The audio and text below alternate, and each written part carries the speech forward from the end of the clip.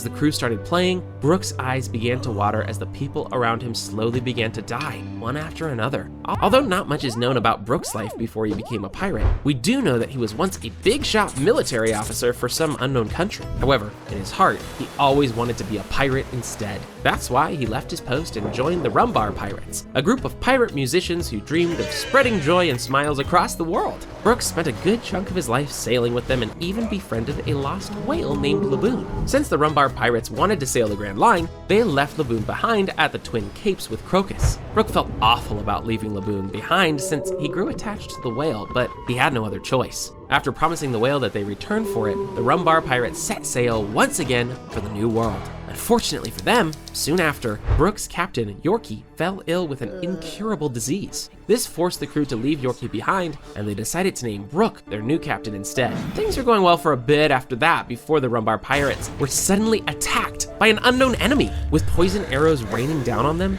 they had no choice but to hide inside the fog within the Florian Triangle. To make matters worse, the crew's doctors were among the first ones to lose their lives, meaning that there was no one left to treat the crew. With no cure for the poison, the Rumbar Pirates had no choice but to wait for their inevitable deaths. Hopeless and lost, Brook suggested the crew play one final song for Laboon. Even though they couldn't fulfill their promise to the whale, at least they could bid him one final goodbye. As the crew started playing, Brook's eyes began to water as the people around him slowly began to die, one after another. All of them died with smiles on their faces, and Brook was the last one to fall. While his body was rotting away, it took Brook's soul a whole year to find it again, because it was hidden inside the very dense Florian Triangle fog. Returning to life as a drifting skeleton, Brook was completely lost and had no way to leave the Florian Triangle. Eventually, he wound up collecting the remains of his fallen comrades. Stranded out in the fog all alone on a broken ship, Brook spent 50 years trying to keep himself somewhat sane, all in the hopes of fulfilling his promise to Laboon